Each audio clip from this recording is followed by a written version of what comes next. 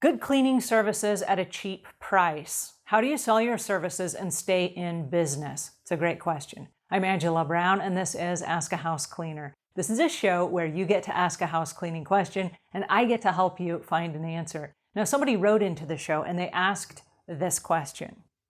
People around this area expect a good cleaning done for a cheap price, and they don't really want to spend the money. My pricing is based off the house size, the type of cleaning, and other factors such as do they have pets that shed, etc. I've talked to other cleaners and they seem to have this issue also. So my main concern is, how do I draw in consumers who are willing to pay a decent price for good cleaning? Okay, so the answer to the question is, as long as you're selling on price, you're going to have an uphill battle because our entire world that we live in right now is cost conscious. And so everywhere you go, there are value menus, there are discounts, there are savings, there are value vouchers, there are clearance racks, everything is on sale, right? Everybody wants the buy one today and get a deal later, that kind of a deal. Everybody's looking for deals and discounts. And so what you have to do is sell value, not price. Now, I want to stop for just a second and tell you about when I started my podcast. My podcast needs a microphone. That's the lapel microphone that I'm wearing right now. When I started my podcast, I didn't know about the lapel microphone, okay? So I thought what I needed was a great big room in my house that had padding on the walls, that had a great big microphone setup that was going to hook off some kind of a hanger, if you will, and then there would be a great big microphone in front of my face. And that's how I was going to record my podcast that you're listening to right now. So I did a whole bunch of research based on my limited experience. And I say limited experience because I'd never done a podcast before, and I didn't know what a good microphone was, and I didn't know what I was looking for. And so in my mind, I figured out that I needed an $89 microphone, and they sold it at Sam Ash, which is a music store near where I live. So I got in my car and I drive down to Sam Ash, and I got my $89. I'm all ready to go buy the microphone that I thought I needed. So I go inside, and this guy comes up to me and he says, "Hi, can I help you?" And I said, "Yes, I'm looking for this microphone." And he says, "Sure, let me show you the way." So he takes me over to the rack where they sell all of the microphones, and he let me browse. As he let me browse, he said, "What is the microphone for?" And he started a series of questions that took interest in my personal situation. And I said, "Oh, well, I'm going to start a podcast." And he said, "Oh, that's fantastic." He said, "Who are your listeners? How important is it to your listeners that you have good audio quality?" And I said, "Well, it's pretty important. You know, if the audio is bad, they're not going to listen." And so what happened is I started selling myself on a high quality microphone, while what I thought I needed was a cheap microphone, okay? Now I want to stop for a second and go back to the house cleaning. When people call you on the telephone and they ask you to come over to the house so that you can give them a bid, it's like me getting in the car going down to the Sam Ash, okay? They already know that they need house cleaning. They are already willing to pay money for house cleaning. But what they think they need is maybe different from what they actually need. Now, when I got to the Sam Ash, the guy showed me the microphones. He was kind. He was considerate to my price structure. But then as he asked a series of questions, there were questions like, how often do you expect to upgrade your microphone? Well, I'd never thought of that before. I don't hope to upgrade it at all. I'm hoping I can buy one microphone and it lasts me for many years. And he said, "Oh, I understand." And he said, "How are you going to mix the sound?" Well, I don't know. I've never mixed the sound before. I don't even know what that means. And he said, "Before you decide on a microphone, let me show you some of our mixing boards, okay?" So he took me over to where the mixing boards are. This is a mixing board and it mixes the sound. All right, what's interesting, and I have it because he sold it to me, okay? That's part of the story.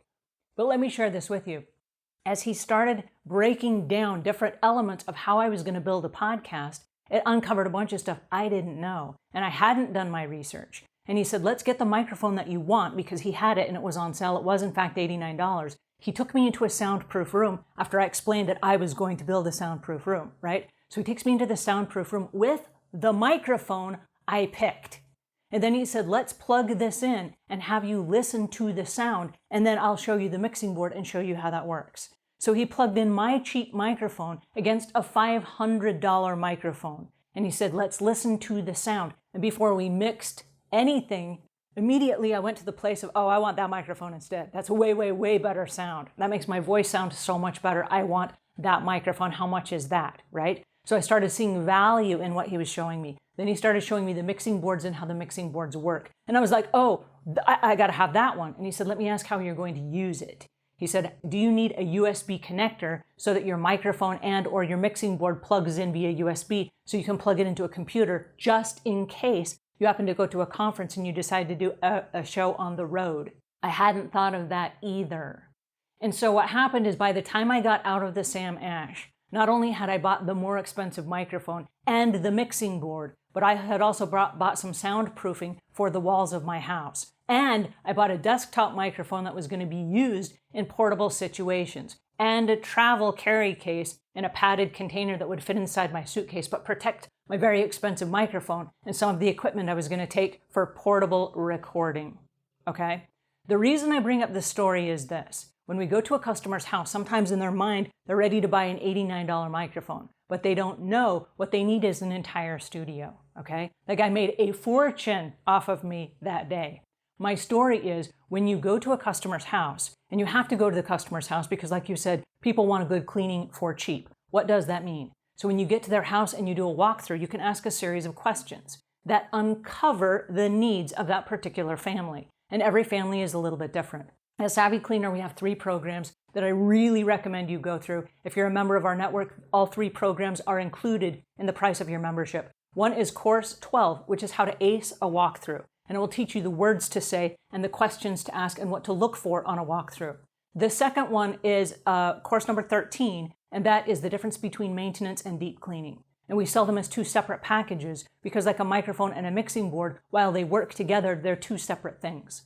And so the third course that I recommend is course 14, which is the upsells and special projects, because that would be like the room that you're building where you need the extra padding on the walls and what have you, and the portable cases and the travel cases and the microphone for the desktop for your Zoom recording and all that other stuff, right? It's all the other stuff he sold me.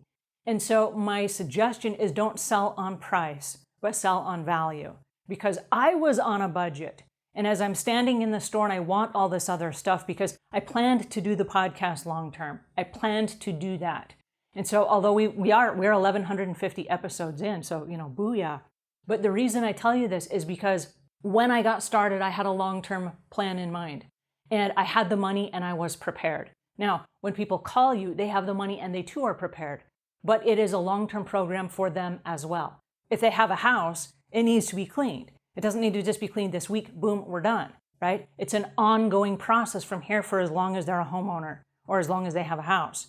And so what you need to do is go in and sell them value with the separate packages so that they don't have to keep upgrading and keep finding new house cleaners and keep price shopping and all that stuff. It's not about price. It's about the value that is perceived to the price they are paying.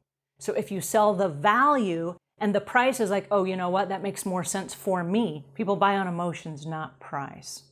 But if you can sell them on value, you're going to have a much longer term relationship with your client and you're going to triple or quadruple your income. So that, my friend, is how you sell a good cleaning service at a cheap price. You break it down month by month, but it's part of a much, much bigger package, and you sell the value, not the price. Okay? We're not selling a discounted service. We're selling a quality product that is going to upgrade the level of people's lifestyles and their homes, and it's what they get in exchange for not cleaning the house themselves, right? So that's what we're selling. Anyway, come on over to our learning library. I would love to help you through the process, but I want you to stop and just think about this, because that day I spent a fortune, and in my head I was only going to spend a little bit. So it's really not about the price at all.